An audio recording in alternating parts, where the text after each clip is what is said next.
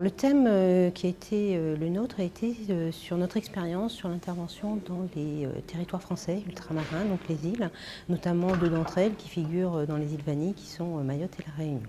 C'est un besoin de développement qui est celui de nos territoires. Le tourisme est une activité économique, donc on va parler de marché, on va parler de structure, on va parler de marge, de chiffre d'affaires. Et la difficulté de nos territoires, et c'est dans ça qu'ils sont des laboratoires, c'est que toutes les contraintes sont exacerbées.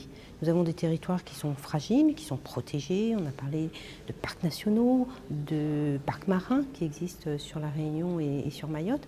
Et toute la difficulté, ça va être la mutualisation de chacun, c'est-à-dire comment travailler ensemble, parce qu'on a besoin de diverses compétences. La compétence du scientifique, qui va venir donner son témoignage et son apport en termes de protection, la compétence de l'opérateur touristique, qui connaît les besoins de ses clients et de pouvoir mettre à disposition ce territoire, les besoins des populations locales, et là on va s'appuyer sur les collectivités locales, pour que ce développement soit au bénéfice de ces populations.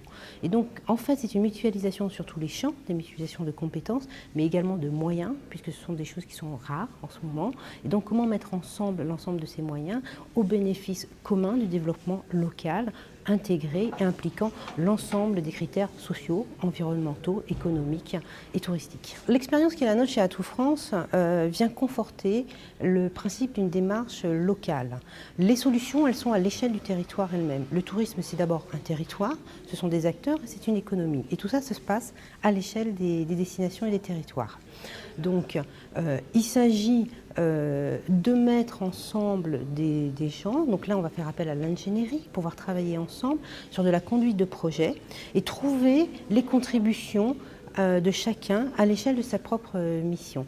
Et c'est en ça que la conduite de projet est difficile.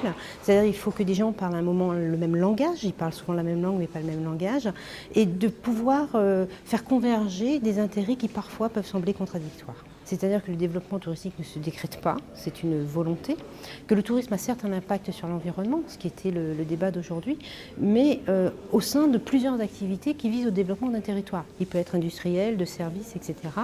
Au sein d'une population qui est importante, de plus en plus importante, et à qui il faut pourvoir en développement, en occupation, en emploi sur le plan économique. Maintenant, c'est concilier toutes ces attentes qui sera plus compliqué, mais c'était tout l'ensemble du débat d'aujourd'hui. Les expériences sont intéressantes, on a parlé des Galapagos, comment on peut revenir à des métiers de pêcheurs et essayer de leur faire la transmission auprès de visiteurs. En revanche, nos territoires sont confrontés eux aussi à des réglementations nationales et européennes qui peuvent aussi poser une difficulté à ce moment. Je prends par exemple, une barque de pêcheurs n'est pas forcément aux normes européennes pour transporter des touristes. Et c'est sur ces points qu'il faut qu'on travaille pour accompagner les opérateurs, les faire monter en puissance, tout en s'inscrivant dans des réglementations qui sont les nôtres.